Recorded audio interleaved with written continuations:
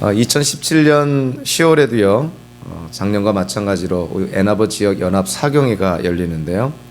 이번 연합 사경회는 한국의 이재철 목사님이 오셔서 연합 사경회를 인도해 주십니다. 그 목사님의 책을 읽다가 책 안에서 소개된 한 사람의 예를 이 자리에서 들고자 합니다. 그분은 은퇴를 막 앞두고 있었고요. 은퇴를 앞두고 보니까 자기의 인생을 돌아보게 됩니다. 자기의 인생을 돌아보면서 깨달은 사실들이 있습니다. 어찌 보면 가장 중요한 사실들인데 그 사실들을 모르고 인생을 지금 살아왔다는 것을 깨닫게 된 것이죠. 첫 번째로 그가 깨달은 것은 그가 은퇴를 지금 목전에 두기까지 긴 세월을 살았음에도 불구하고 정작 인생이 뭔지를 몰랐다는 것을 깨닫게 됩니다. 인생이 뭔지도 모르고 인생을 살아왔다는 것이죠. 두 번째로 그가 인생을 돌아보면서 깨달은 것이 자기는 전혀 베풀지 않은 삶을 살았다는 것을 깨닫게 됩니다. 처음에는 경제적인 여유가 없어서, 그 다음에는 정신적인 여유가 없어서, 나중에는 베풀지 않는 것이 습관이 되어서 평생 베풀지 않는 삶을 살았다는 것을 그분이 깨닫게 됩니다. 세 번째로 깨닫게 된 것은 그와 함께 평생을 살아온 자기 아내가 누구인지를 제대로 모른 채 함께 살아왔다는 것을 깨닫게 됩니다.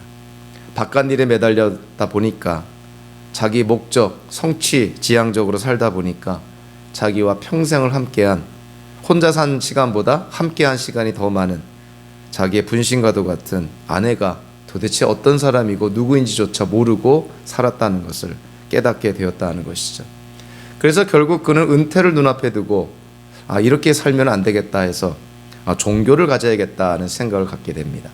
그래서 주변 사람들의 권유로 기독교라는 종교를 갖게 됐고요. 결국 그는 자발적으로 교회를 나가게 됐고, 그래서 하나님의 말씀을 통해서 그제서야 인생이 뭔지를 깨닫게 됐고, 베푸는 것이 뭔지를 알게 됐고, 자기 아내가 도대체 누구인지를 깨닫게 되었다는 것입니다. 자, 이 사람의 그 인생처럼 저와 여러분도 인생을 은퇴를 코앞에 둔 상태에서, 인생이 뭔지도 모르는 상태에서 인생을 살 수 있습니다. 그래서 우리는 우리 자신이 누구며 우리가 사는 이 땅에서의 삶이 무엇인지를 분명하게 이해할 필요가 있는 것이죠. 만약에 아무 생각 없이 기계적이고 반복적이고 남들 하는 대로 따라하다 보면 정말 인생 끝자락에서 자기의 인생을 돌아봤을 때 자기가 살아온 인생이 먼지 같은 인생이고 부질없는 인생이고 안개 같은 인생이다라고 결론을 내린다면 그처럼 허망한 일도 없을 거라고 생각을 합니다. 자, 기독교인들은요, 하나님 안에서 새로운 인생을 사는 사람들입니다. 그 이전에 기독교인들은 하나님 안에서 새로운 정체성을, 새로운 신분을 가진 사람들인 것이죠.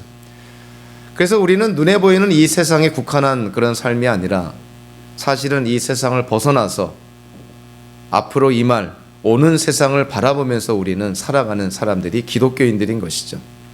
그래서 기독교인들은 하나님 안에서 영원한 정체성을 갖게 됩니다. 즉 하나님이 영원하신 것처럼 기독교인의 존재도 영원하다는 것이죠. 자, 오늘 비유에서요, 예수님께서 역시 비유를 말씀할 때는 항상 하나님의 나라의 비밀을 말합니다. 오늘의 비유를 통해서 하나님 나라의 백성들은 어떻게 살아야 될까? 우리가 기독교인으로, 크리스찬으로, 성도로, 하나님의 자녀로, 몸된 교회의 지체로서 우리는 이 세상을 어떻게 살아야 될까? 예수님이 비유로 말씀을 합니다. 특별히 예수님의 비유를 우리가 함께 대할 때 하나님의 말씀에 초점을 맞추어서 비유를 바라보시면 좋을 것 같습니다. 인생을 살 때 예수님께서 강조한 것이 뭐냐면 오늘 비유를 통해서 하나님의 말씀에 대한 바른 지식이 있어야 된다는 것을 우리에게 말씀해 줍니다. 율법교사의 질문으로부터 오늘 비유가 시작이 되죠.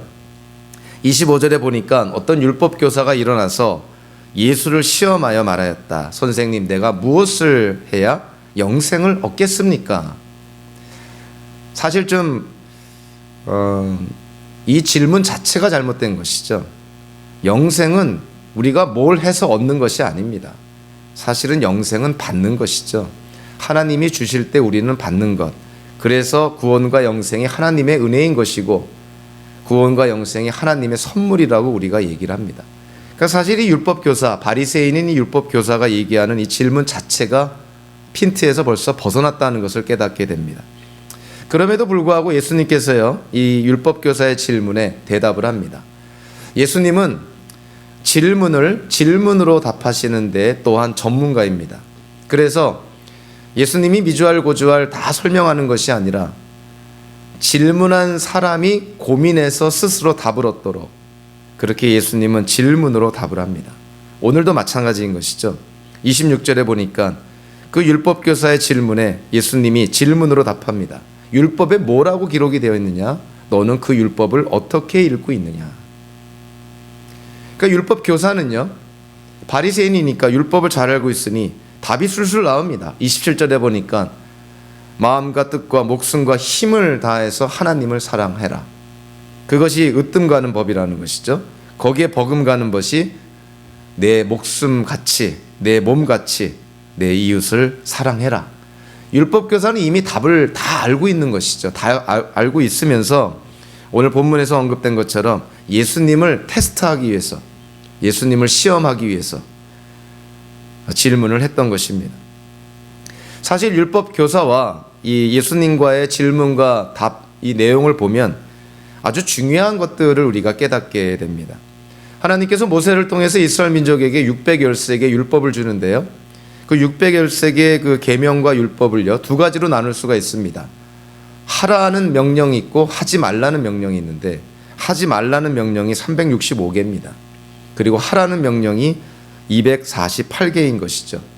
그래서 613개의 이 율법 가운데서 유대교의 교사들, 유대교의 랍비들은요, 나름대로 613개 계명 가운데서 중요한 계명이 무엇인가, 또는 가장 무거운 계명이 무엇인가, 우리가 반드시 지켜야 될 으뜸 가는 법이 무엇인가, 여기에 대해서 나름대로 고민하고 좀 이견들이 있습니다.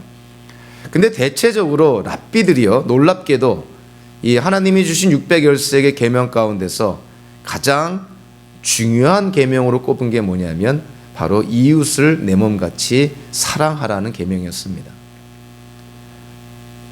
자, 그러한 맥락에서요, 예수님께서 이 땅에 오셔서 613개 계명 외에 예수님이 우리에게 주신 유일한 계명이 하나 더 있습니다. 새로운 계명이다, 이렇게 표현하죠. 그것이 뭐냐면 내가 너희를 사랑한 것처럼 너희가 서로 사랑하라. 즉 이웃 사랑의 실천을 언급을 하죠. 예수님이 승천하시고 나서 초대교회의 제자들 또 사도들이 마찬가지 맥락으로 언급을 합니다. 사도 바울은 갈라디아서 5장 10절에서 모든 율법이 내 이웃을 내 몸같이 사랑하라 하신 이 한마디 말씀 속에 다 들어있다 언급을 합니다. 사도 야고보도요, 야고보서 2장 8절에서 내 이웃을 내 몸같이 사랑하라는 이 계명이 으뜸 가는 법이다, 이렇게 얘기를 합니다. 유대교의 랍비들도 예수님도 초대교회 예수님의 제자 사도들도 한결같이 말합니다. 계명 가운데서 가장 중요한 계명이 이웃 사랑이라는 계명으로 이렇게 우리에게 말씀해 주고 있습니다. 그래서 우리가 이 땅을 살 때 하나님의 말씀대로 우리가 살려고 한다면 무엇보다도 우리가 지켜야 될 것이 사랑의 이중 계명을 지켜야 되는 것이죠. 하나님을 사랑하라, 이웃을 사랑하라. 근데 보이지 않는 하나님을 사랑하는 증거가 뭐로 나타나냐면 이웃을 사랑하는 것으로 나타납니다. 특별히 사도 요한이 요한일서에서 특별히 강조를 하죠. 눈에 보이는 형제자매를 사랑하지 않으면서 보이지 않는 하나님을 사랑한다는 것은 새빨간 거짓말이라는 것이죠. 그러니까 하나님을 사랑하는 사람은 이웃을 사랑한다는 것이죠. 그래서 이웃 사랑이 모든 계명의 압축이다, 이렇게 얘기를 합니다. 사실 이웃 사랑의 이 계명, 내 몸같이 이웃을 사랑하라, 여기에는요 직접적으로 명시가 되진 않았지만 제3의 사랑이 있습니다. 아주 조심스럽게 우리가 이해를 해야 되는데요, 그것은 뭐냐면 바로 자기 사랑입니다. 자, 이웃을 어떻게 사랑하라고요? 내 몸같이 사랑하라. 우리가 우리 자신을 사랑한 것처럼, 우리가 우리 자신의 몸을 아끼는 것처럼 그렇게 이웃을 사랑하라 하는 것이죠. 부정적으로 얘기하면 우리 자신에 대한 관점이나 생각이 만약에 부정적이고 파괴적이라고 한다면 이웃을 사랑할 수가 없다는 것이죠. 좀 요즘 말로 하면 자존감이 낮으면 이웃을 사랑하기 힘들다는 것입니다. 그러니까 하나님 안에서 우리가 누구인지, 우리의 정체성, 우리의 신분이 누구인지, 우리가 하나님 앞에 어떤 존재인지를 우리가 깨달아서 그 존재, 그 신분, 그 정체성의 확신을 갖고 하나님 앞에 우리가 정말 이 만물의 창조주인 하나님이 우리의 아버지가 되심을 우리가 고백하면서 그걸 확신하면서 하나님 안에서 우리의 자존감을 우리가 가질 때 그때 이웃을 사랑할 수가 있다는 것이죠. 그래서 기독교인으로서 우리가 먼저 확인하고 점검해야 되는 것은 하나님과 나와의 관계인 것입니다. 부모님이 교회를 다닌다고 해서 우리가 저절로 하나님의 자녀가 되는 것은 아니고요. 기독교 국가에서 태어났다고 해서 우리가 저절로 하나님의 자녀가 되는 것은 더더군다나 아닙니다. 교회 문턱을 드나든다고 해서 우리가 하나님의 자녀가 저절로 되는 것이 아니죠. 하나님과의 관계는 개별적으로 개인적으로 점검해 봐야 되는 것이죠. 정말 내가 하나님을 나의 아버지로 고백하고 있는지, 예수님을 도마의 고백처럼 나의 주님, 나의 하나님이라고 고백하고 있는지, 정말 죄사함과 구원과 영생의 확신을 갖고 있는지, 하나님 안에서 우리의 존재를 확인해 봐야 된다는 것이죠.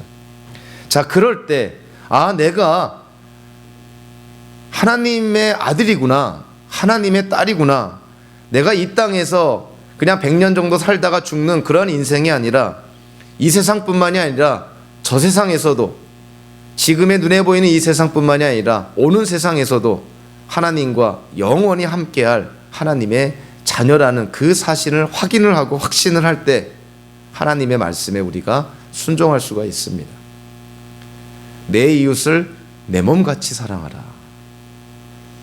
우리가 우리 자신을 어떻게 바라보는가 한번 질문해 볼 필요가 있는 것이죠. 여러분들은 여러분 자신을 어떻게 바라보고 있습니까?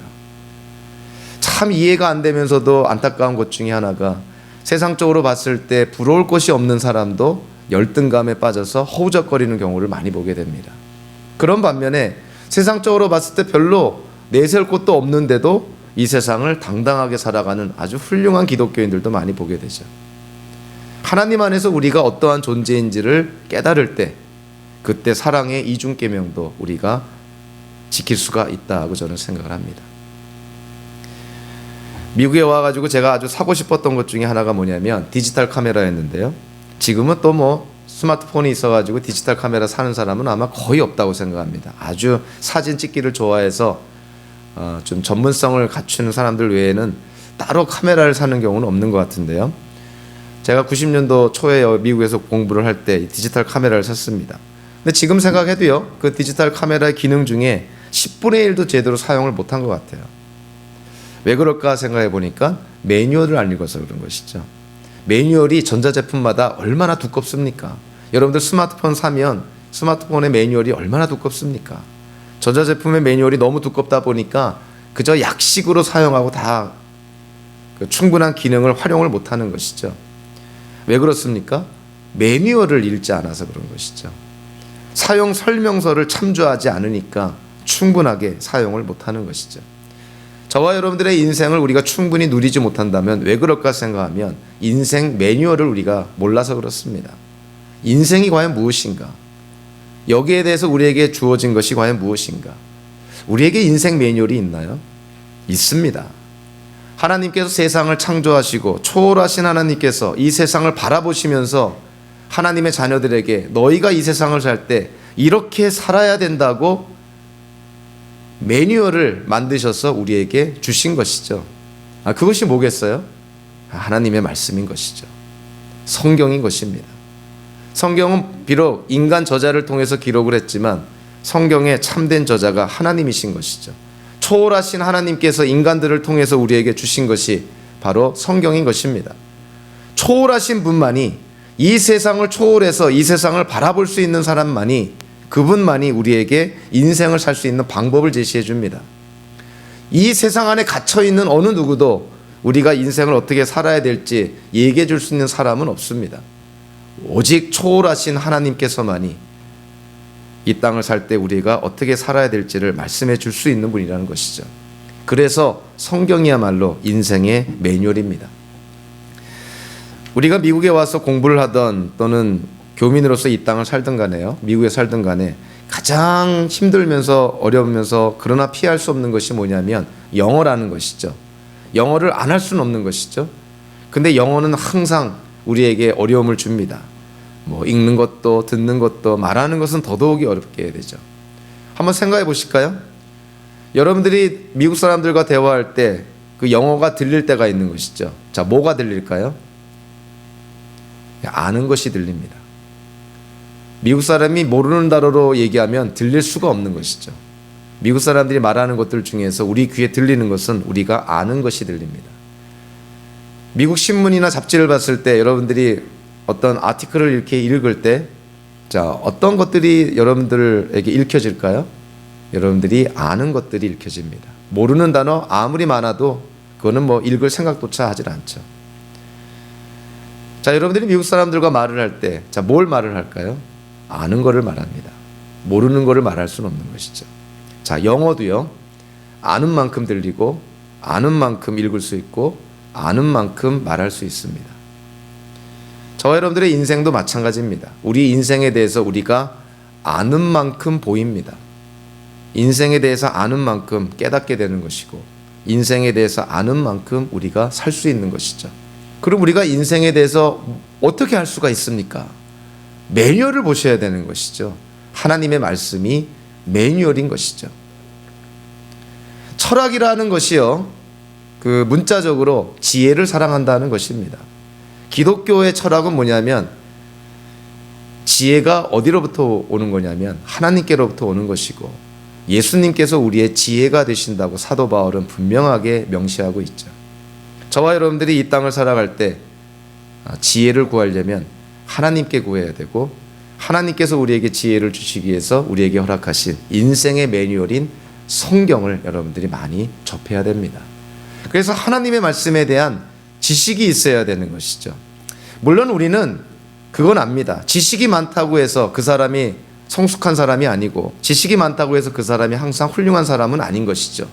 그러나 분명한 것은 지식이 없으면 성장은 절대 일어나지 않습니다. 하나님의 말씀에 대한 지식이 없다면 여러분들의 인생 충분히 누리지 못합니다. 성경을 통해서 우리 인생이 뭔지를 알아야 된다는 것이죠.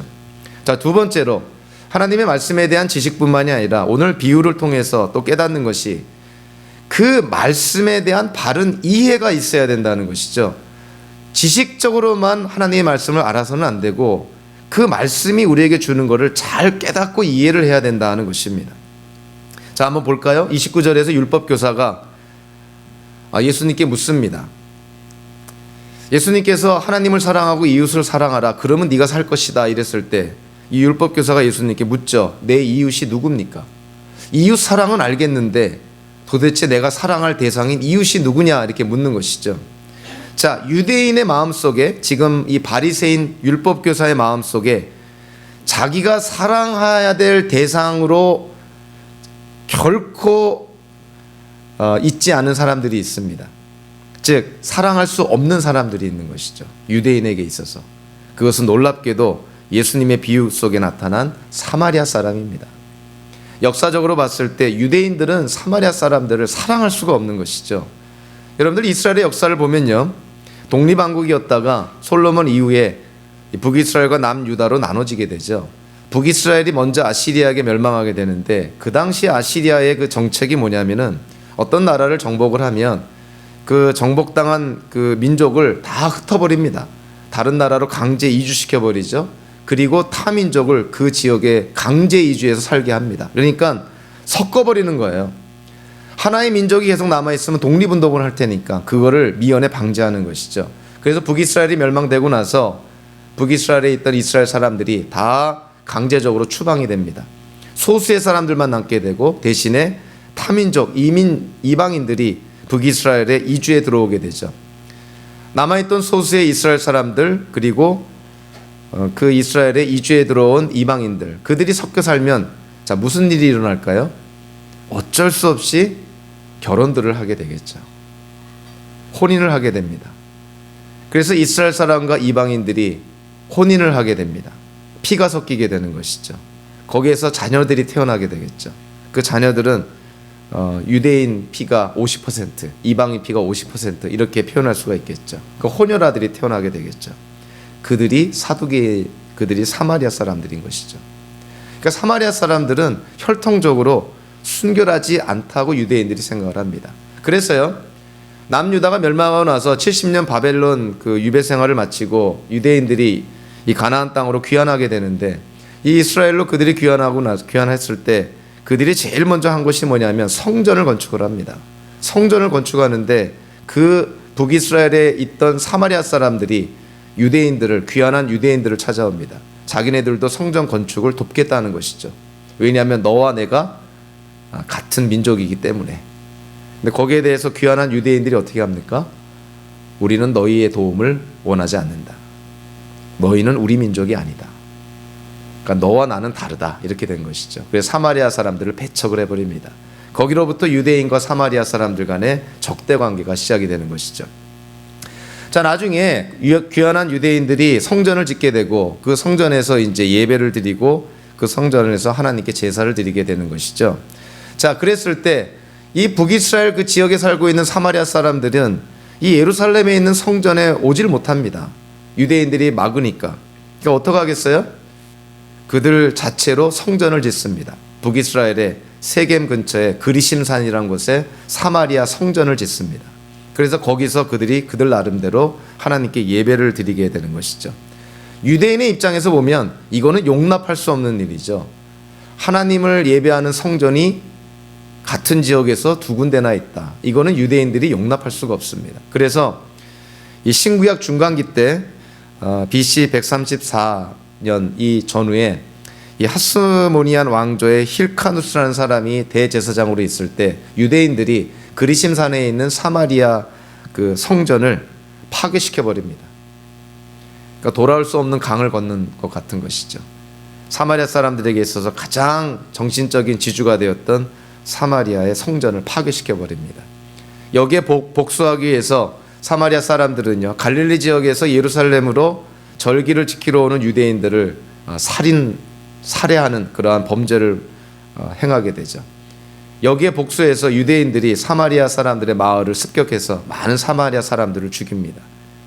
여기에 복수해서 사마리아 사람들은 유대인들이 가장 불결하다고 생각하는 죽은 돼지의 뼈를 예루살렘 성전에 뿌려 놓아서 유대인들이 절기를 지킬 수 없도록 만드는, 결국 유대인과 사마리아 사람들은요, 돌이킬 수 없는 그러한 강을 건너버리게 된 것이죠. 그러니까 화해하기가 불가능한 그런 관계인 것이죠. 이방인보다 더 적대적인 관계가 바로 유대인과 사마리아인이었던 것이죠. 자, 그래서 이 율법 교사가 예수님께 내 이웃이 누굽니까 했을 때 이 율법 교사의 마음에는 다른 사람을 몰라도요, 사마리아인은 절대로 내 사랑을 받을 대상이 아니라고 생각했을 것입니다. 하나님의 율법은 알았지만 이 율법 교사는 그 하나님의 율법을 바르게 이해하지 못했던 것이죠. 자기 나름대로 이웃을 규정해 버린 것이죠. 예수님께서 비유를 말씀하시죠. 비유 안에 세 사람이 등장을 하게 됩니다. 사실은 네 사람이죠. 그 거의 죽게 된 유대인이 있고 그 유대인 곁을 지나가는 제사장, 레위인, 사마리아 사람 이렇게 나오게 되죠. 자, 그런데요. 자, 이 율법 교사는 바리새인이라고 그랬는데 이 바리새인은 이 구약 성경을 다 믿는 사람들입니다. 그래서 성경뿐만이 아니고 랍비들의 해석도 믿고 구전법을 믿는, 입으로 내려오는 구전법도 인정하는 사람들이 바리새인 사람들인데 이 사두개 사람들, 즉 제사장과 레위인들이 속해 있는 이 사두개인들은요, 모세 오경만을 믿고요, 즉 창세기에서부터 신명기까지만을 믿고 그리고 그 모세 오경을 문자적으로 믿습니다. 자, 그러니까 레위기 21장 1절에 어떠한 내용이 나와 있냐면 제사장은 누구든지 백성의 주검, 즉 시체를 만져 자신의 몸을 더럽히는 일이 없도록 하여라. 제사장은 시체를 만져서는 안 된다는 것이죠. 그래서 길거리에 쓰러진 유대인이 겉으로 보기에는 죽은 시체처럼 보일 수도 있는 것이죠. 그래서 제사장이 이 율법을 문자적으로 지키려다 보니까 시체를 건들지 않고 피해서 삥 돌아서 피해 가는 것이죠. 하나님의 말씀에 대한 지식은 있었지만 그 말씀을 바르게 이해하지 못했던 것이죠. 자, 하나님 보시기에 제사장이 이 시체를 만져서 자기의 몸이 부정하게 되는 걸 막기 위해서 죽어가는 사람을 피해간 것을 하나님이 과연 율법 잘 지켰다고 칭찬할까요? 그것이 율법의 의미일까요? 율법에 대한 지식은 있지만 그 율법을 잘못 이해한 것이죠. 하나님이 그것을 원했을 리가 없습니다. 하나님에 대한 그 지식이 있어도 그 지식을 잘못 이해했을 때는요, 얼마나 비극적이고 파괴적인 결과를 낳는지 모릅니다. 이 캐톨릭에 오늘 우리가 성찬식을 함께 참여했지만, 캐톨릭에서는 성찬식에서요, 성찬식에 사용하는 이 빵과 포도주, 그걸 어떻게 이해하냐면, 성찬식에서 빵과 포도주를 우리가 먹고 마실 때 그것이 예수님의 살과 피로, 그냥 상징적인 것이 아니라 진짜로 물리적으로 빵과 포도주가 살과 피로 바뀌어진다고 믿습니다.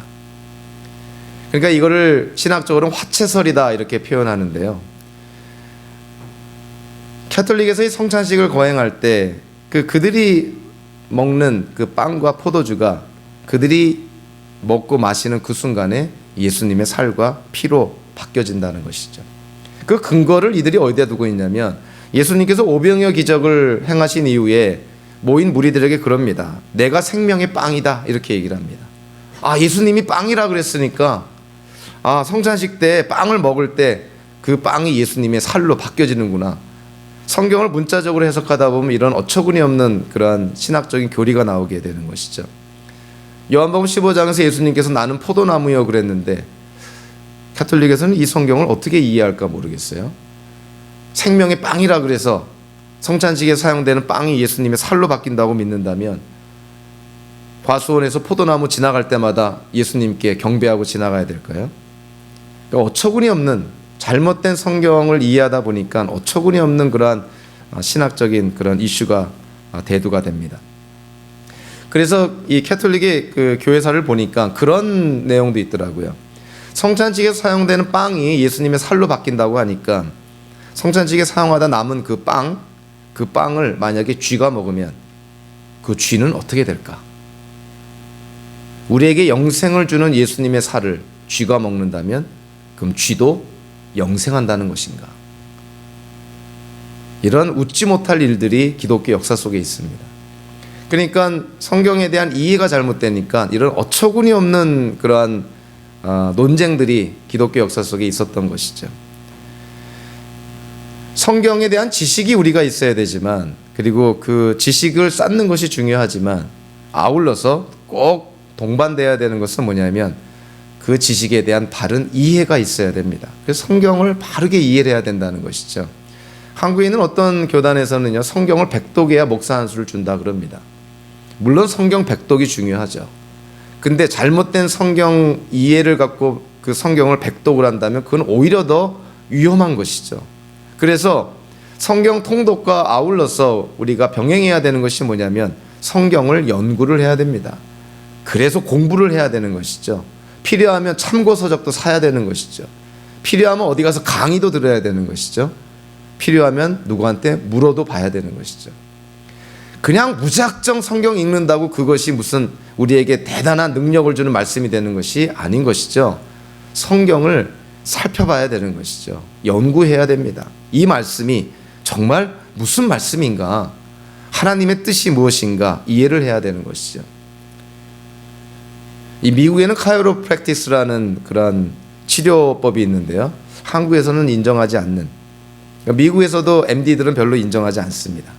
척추지압 치료법이다 이렇게 한국말로 번역이 되어 있는데요, 이것이 뭐냐면은 뼈를 교정하는 것입니다. 그러니까 칼을 대지 않고 손으로 뼈를 교정하는 것이죠. 이 뼈가 휘어 있거나 굽어 있거나 삐뚤어졌거나 뒤틀리거나 뭐 이러면 그거를 손으로 이렇게 치료를 오랫동안 해서 뼈를 교정을 합니다. 그래서 저도 세인트루이스에 있을 때 이 치료법을 알게 돼서 저랑 제 아내가 이 치료를 통해서 많이 도움을 받았고요. 그리고 이 카이로프랙티스라는 이 치료법이 상당히 단순 명료합니다. 어떤 근육이 아프면 근육을 치료할 것이 아니라 그 근육이 아픈 이유를 찾아야 되는데 여지없이 뼈와 관계가 있는 것이죠. 그래서 마사지 테라피보다 중요한 것이 사실은 뼈를 교정하는 것이 더 중요한 것이죠. 제가 이 말씀을 하는 이유가 뭐냐면 뼈가 정상이 아닌데, 즉 뼈가 뒤틀리고 굽고 휘고 정상에서 벗어났는데 그 위에다가 근육을, 웨이트 트레이닝을 열심히 해서 근육을 붙인다고 해서 그 사람이 건강해질까요? 오히려 더 위험해지는 것이죠. 제일 먼저 치료해야 될 것이 당연히 뼈를 먼저 교정을 하고 그 위에다가 필요하면 근육도 붙이고 건강도 우리가 기대할 수가 있는 것이죠. 하나님의 말씀에 대한 이해가 잘못된 상태에서 만약에 잘못된 이해를 갖고 묵상을 하고 적용을 한다면 얼마나 파괴적인 결과가 나오겠습니까? 하나님의 말씀에 대한 지식, 그리고 하나님의 말씀에 대한 이해, 당연히 세 번째로 나오는 게 뭐겠어요? 하나님의 말씀에 대한 바른 실천이 있어야 되겠죠. 아무리 지식이 있고 아무리 그 지식을 바르게 이해해도 그거를 행하지 않으면 아무 의미가 없다는 것이죠. 오늘 비유에서도 예수님께서 그럽니다. 28절에 보니까 그 율법교사의 말씀을 듣고 나서 예수님께서 내 대답이 옳다, 잘 알고 있다는 것이죠. 그러면서 뭐라 그럽니까? 그대로 행하여라. 알고 있는 것으로 충분하지 않다는 것이죠. 알고 있는 것을 행하라는 것이죠. 사실 이 율법교사는요, 예수님께 질문을 하면서 예수님께로부터 답을 들으면서도 사실은 율법교사는 하나님의 말씀에 지금 불순종하고 있습니다. 이 당시에는 전혀 깨닫지 못했다는 걸 우리가 알게 되는데, 성경에서 이 사람에 대한 더 이상의 언급이 없어서 어떻게 된지 모르겠지만 만약에 예수님의 말씀을 잘 귀담아 들었다면 나중에는 아마 깨달았을 거라고 생각을 합니다. 사랑의 이중 계명이 뭐죠? 첫째가 하나님을 사랑하는 것이죠. 둘째가 이웃을 사랑하는 것입니다. 이 율법교사의 삶을 볼까요? 인간이 되어서 이 땅에 오신 예수님, 이 율법교사는 인정하지 않습니다. 하나님을 사랑하지 않는 것이죠. 눈앞에 인간이 되어서 이 땅에 오신 예수님을 믿지 않고 사랑하지 않고 순종하지 않으니 하나님을 사랑하라는 계명을 이는 벌써 어기고 있는 것이죠. 두 번째로요, 이웃을 사랑하라 그랬는데 이 율법교사는 절대로 사마리아 사람은 내가 사랑할 이웃이라고 생각하지 않았습니다. 결국 사랑의 이중 계명을 이 율법교사는 이미 다 어기고 있었던 것이죠. 예수님 보시기에 이 율법교사는 600여 계명 가운데서 가장 중요한 두 개의 계명을 이미 어기고 있었던 것이죠. 불순종하고 있었다는 것을 우리는 깨닫게 됩니다. 바리새인인 이 율법교사, 율법을 많이 알고 있었지만 나름대로 이해도 하고 있었지만 그러나 결코 순종하지 않았던 이 바리새인의 율법교사의 모습을 보게 되죠. 여러분들, 제가 말씀드리는 통계는 10년 전의 통계입니다. 10년이 지난 지금 상황은 결코 좋아지지 않았다는 것을 우리가 알게 되죠. 그걸 염두에 두고 들어보시면 좋을 것 같습니다. 미국에 기독교인인 여론조사가가 있는데요, 조지 바나라는 사람이 있습니다.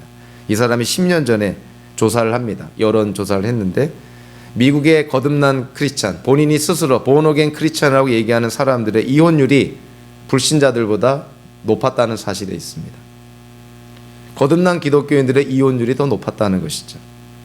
그 중에서도 특별히 근본주의자, 성경을 문자적으로 해석하는 아주 고지식한 그런 근본주의자들의 이혼율이 더 높았다는 그런 통계가 있습니다. 미국에는 바이블 벨트 지역이 있는데요, 미국 남부에 아주 신앙이 좋은 그런 남부 몇 개의 주가 있습니다. 그 6개의 주 중에서 4개의 주의 이혼율이 또 높았다 그럽니다. 뭘 우리에게 의미하는 것일까 한번 잘 생각해 보시기 바랍니다. 10년 전에 한국이 자랑하기 시작했죠. 우리 국민의 4분의 1, 25%가 기독교인입니다. 4명 중에 1명이 기독교인입니다. 그 10년 전에 그 떠들고 자랑할 때 통계가 나옵니다. 한국이 낙태율 세계 1위, 제왕절개수술 세계 1위, 흡연율 세계 1위, 고아수출 세계 1위, 교통사고율 세계 1위, 이혼율 세계 1위. 이게 지금 10년 전의 통계입니다. 10년이 지난 지금 나아졌을까요? 나아졌다면 많이 나아졌을까요? 저는 상당히 부정적입니다. 자, 미국의 이 통계, 한국의 통계, 우리가 한번 바라보면 한번 생각해 보세요. 4명 중에 1명이 기독교인인데 어떻게 이런 통계가 나올 수가 있을까? 상상이 안 되는 그런 통계죠. 이 오늘 비유에 나오는 예수님과 대화한 이 율법 교사와 다를 바가 없다 생각을 합니다. 아마 성경에 대한 지식은 있었을 것이고 나름대로 이해는 했겠지만 결코 삶에서 실천이 되지 않는 어떤 그러한 한국과 미국의 기독교인들의 그런 율법주의적인 그런 모습이 보여지는 것이 아닌가 이렇게 생각을 합니다.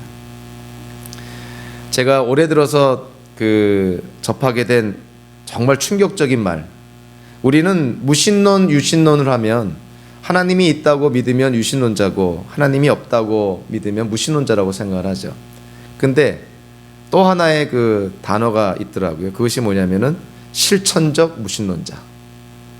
제가 그 말을 듣고 정말 도전을, 충격을 얼마나 많이 받았는지 모릅니다. 입으로는 하나님이 있다고 하는데 삶에서는 마치 하나님이 없는 것처럼 살아가는 사람들이 있다는 것이죠. 실천적 무신론자. 어쩔 수 없이 현실적으로 우리가 인정할 수밖에 없는 것이 현대 교회 안에도 얼마나 많은 실천적 무신론자들이 있는지 모릅니다. 입으로는 성경의 지식을 떠벌리고 기도할 때도 성경 구절들을 줄줄이 외우는데 삶에서는 믿는 자의 모습이 전혀 나오지 않는 그런 실천적 무신론자들. 이런 내용이 성경에 없을까 하고 봤는데 놀랍게도 성경에도 있습니다. 디도서 1장에 보니까 사도 바울이 그 크레타라는 섬에서 사역하고 있는 디도한테 목회 서신을 하나 보내게 되는 것이죠. 거기서 크레타 섬의 사람들에 대해서 언급을 합니다. 이 크레타 섬의 사람들의 특징을 뭐라고 말하냐면 이들은 입으로는 하나님을 인정하는데 행위로는 하나님을 부인하는 아주 가증스러운 자들이다. 이렇게 사도 바울이 말합니다. 입으로는 하나님을 인정하는데 행위로는 하나님을 부인하는 가증스러운 자, 즉 실천적 무신론자라는 것이죠. 정말 우리가 이러한 그 하나님의 말씀 정말 심각하게 받아들여야 되는 것이죠. 목회를 하는 모든 목사님들 이 말씀에 아마 다 100% 공감할 것입니다. 교회 안에 있는 사람들 가운데서 이 실천적 무신론자들이 얼마나 많은가. 마틴 로이드 존스 목사님이 1970년대 영국의 웨스트민스터 교회에서 사역을 할 때 그때 이미 얘기를 합니다. 교회 안에 무신론자들이 너무 많다는 것이죠. 그래서 일주일에 한 번은 꼭 복음 설교를 해야 된다. 전도 설교를 해야 된다고 강조를 합니다. 그래서 그분은 주일날 저녁 때 꼭 전도 설교를 했다는 것이죠. 누구를 대상으로요? 교인들을 대상으로. 40년이 지난 지금 상황이 좋아졌을까요? 나빠졌을까요? 요즘이야말로 교회에서 복음을 선포해야 된다고 저는 생각을 합니다. 얼마나 많은 실천적 무신론자들이 교회 안에 많이 있을까? 그거 생각하면 목회자로서의 부담이 없을 수가 없는 것이죠. 하나님의 말씀에 대한 지식이 있고 나름대로 이해를 했다고 하더라도 그 말씀을 삶 속에서 행동하고 행동으로 옮기지 않는다면 그 지식, 그것이 무슨 의미가 있겠냐는 거예요. 영적으로 교만에 빠지기만 할 뿐이죠. 근데 이 사마리아 사람 한번 볼까요? 아무리 비유에 나타나는 사마리아 사람이지만 놀랍게도 예수님의 비유는요, 우리에게 어떠한 그 인상을 주냐면, 어떠한 암시를 주냐면 실제로 일어난 사건인 것처럼 그런 인상을 줍니다. 사마리아 사람 어떻게 했습니까? 자기에게 적대적인 관계를 갖고 있는 유대인, 그를 치료해 주죠. 자기 돈을 들여서 치료해 주죠. 그날로 치료가 안 되면 미리 돈까지 선불하면서 끝까지 치료해 달라고 그렇게 부탁을 합니다. 아무리 비유에 나오는 사람이지만 참 대단한 사람 아닐까요? 그러니까 이 비유를 들은 율법 교사가 인정하지 않을 수가 없는 것이죠. 강도 만나는 이 유대인에게 누가 이웃이냐? 정말 얘기하고 싶지 않았을 거예요. 사마리아 사람이라는 것을. 그래서 그런지 뭐라고 표현합니까? 사마리아 사람이라고 표현하지 않고 자비를 베푼 사람 이렇게 표현하죠. 차마 자기 입으로 강도 만난 유대인의 이웃이 사마리아 사람이라는 것을 말하기가 안 됐던 것이죠. 자존심도 상하고. 그러나 그가 말한 의도는 충분히 예수님께 전해집니다. 그래서 예수님께서 내가 한 말이 맞다. 자비를 베푼 사람, 사마리아 사람, 그가 강도 만난 유대인의 진정한 이웃이다, 이렇게 얘기를 하죠. 오늘 우린 비유를 통해서요, 정말 우리가 이 땅을 살 때 어떻게 살아가야 될까 한번 생각해 봅니다. 한마디로 말하면 하나님의 그 예수님의 사랑의 이중 계명을 좀 지키자는 것이죠. 뭐 복잡하게 살 거 아니라 좀 단순 명료하게 우리 사랑의 계명들을 좀 지키자는 것이죠. 특별히 이웃에 대해서 우리가 좀 사랑을 베풀자는 것이죠. 좀 애매하죠. 아니 어떻게 목사님 이웃을 사랑합니까? 도대체 어느 정도까지 사랑해야 됩니까? 뭐 거창하게 생각할 거 없습니다. 뭐 대단한 계획 세울 거 없습니다. 큰 프로젝트 같은 거 생각하지 마십시오. 그저 우리 삶 주변에서 단순하고도 그리고 간단한 일부터 하시면 됩니다. 그냥 친절을 베풀 수 있을 때 친절하시면 되고, 양보할 수 있을 때 양보하면 되고, 뭐 저랑 의견이 다를 수도 있지만 식당에 가서 팁을 놓을 때도 좀 여유가 있으면 일불이라도 더 놓고 나오면 되는 것이고요. 또 세상에 얼마나 많은 고아들이 있습니까? 우리가 직접적으로 부모의 역할은 못하더라도 그들을 입양해서 물질적으로 도울 수도 있는 것이고, 그것이 한 달에 10불이든 15불이든 얼마든지 도울 수 있습니다. 우리가 행동으로 옮기지 않기 때문에 이웃사랑 실천이 어려워 보이는 것이지, 사실 우리가 시작하면 우리가 할 수 있는 일들이 의외로 많이 있습니다. 그리고 우리가 그런 작은 사랑의 실천을 할 때 사람들은 우리를 눈여겨보는 것이죠. 저 사람들이 갖고 있는 것이 뭐길래 저런 삶을 살 수 있을까? 그래서 어떤 의미로 보면요, 전도라는 것은 말로 하는 것이 아니라 삶을 통해서 해야 되는 것이죠. 여기 미시간 대학에 예수 믿지 않는 그런 유학생들이 얼마나 많겠습니까? 적어도 80% 이상은 예수 믿지 않을 겁니다. 자, 그들에게 예수를 전할 수 있는 방법이 뭘까요? 교회 다니는 청년들이 어떻게 예수를 전합니까? 뭐 대단한 신학적이고 교리적인 설명을 해야 됩니까? 성경적인 지식을 떠벌리는 것입니까? 아닌 것이죠. 그들에게 다른 모습을 보여주면 되는 것이죠. 남들 욕할 때 같이 욕하지 않는 것이죠. 뭐 칭찬할 수 있을 때 더 칭찬해 주는 것이죠. 남들 귀찮아할 때 솔선수범하는 것이죠. 누군가가 어려운 일이 있을 때 먼저 도와주는 것이죠. 이런 것들이 사랑의 이중계명을 우리가 실천하는 것입니다. 그럴 때 사람들은 우리를 눈여겨봅니다. 저 사람이 도대체 뭐를 믿고 어떠한 인생의 철학이 있어서 저런 삶을 살까? 전도는 저절로 되는 것이죠. 그래서 저는 그런 생각을 합니다. 우리가 특별히 무슨 전도 집회를 열어서 떠벌리게 어떤 이벤트성의 전도 집회를 할 것이 아니라 저와 여러분들이 변하면 전도는 저절로 됩니다. 뭐 교회 성장이요? 모르는 사람한테 복음 전해서 교회 성장한다고요? 저는 그렇게 생각하지 않습니다. 우리가 변하면 우리 가족들이 옵니다. 가까운 사람들이 우리를 보고 오는 것이죠. 내가 변하는데 가까운 가족들이 안 변하겠어요? 당연히 보고 도전을 받죠. 전도는 저절로 되는 것입니다. 우리가 바로 행하기만 하면, 작은 거라도 행하기만 하면, 아무리 가족이고 형제라 하더라도 좀 들어주고 공감해주고 먼저 선을 좀 베풀고 이러면 형제라도, 피를 나는 형제라도 눈여겨보지 않겠습니까? 전도는 필요할 때만 말을 사용하는 것이지 행함으로 전도가 돼야 되는 것이죠. 우리 인생 어떻게 살까요? 제가 요즘 들은 말 중에 하나가 인생 뭐 있어? 이런 단어입니다. 저와 여러분들 인생 뭐 있습니까? 기껏해야 100살인데 100살 살면서 아둥바둥 남 밟고 남 있는 거 빼앗고 갈취하고 갑질하면서 그렇게 살 그런 인생이 우리에게 주어졌습니까? 자, 우리 믿는 자들이 우리가 이 땅을 살 때 이 세상이 만약에 전부라면 어떻게 살아도 뭐 상관없을지 몰라요. 그러나 우리의 인생은 여기서 끝나는 게 아니지 않습니까? 오는 세상이 있지 않습니까? 하나님 나라 안에서 우리가 영생할 거 아닙니까? 저와 여러분들 서로 얼굴 바라보면서 서로 인식하면서 영생할 거 아닙니까? 그럼 여기에 있을 때 좀 서로 사이좋게 지내야 되지 않겠습니까? 자꾸 사소한 일로 싸우고 분열하고 반목하고 다투고 이거 얼마나 소모적이고 불필요한 일입니까? 예수님께서 우리에게 오늘 말씀하시는 것이죠. 너희는 나를 통해서 하나님의 자녀가 되었으니 하나님의 사랑의 이중계명을 지켜 행하라는 것이죠.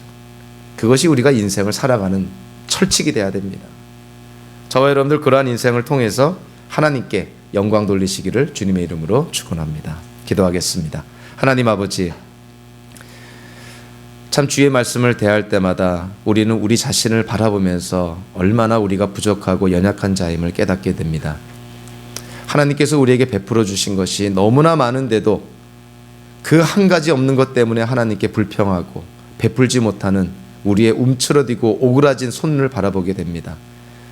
우리가 누리는 것에 감사하여서 우리가 베풀 수 있을 때 사랑의 이중계명을 잘 실천하는 그러한 성도들 되게 하여 주시고, 그러한 우리의 모습을 통해서 가깝게는 우리의 가족들이, 지인들이, 친구들이, 동료들이, 또 이웃들이 예수님께로 나오는 역사가 일어나게 하여 주시옵소서.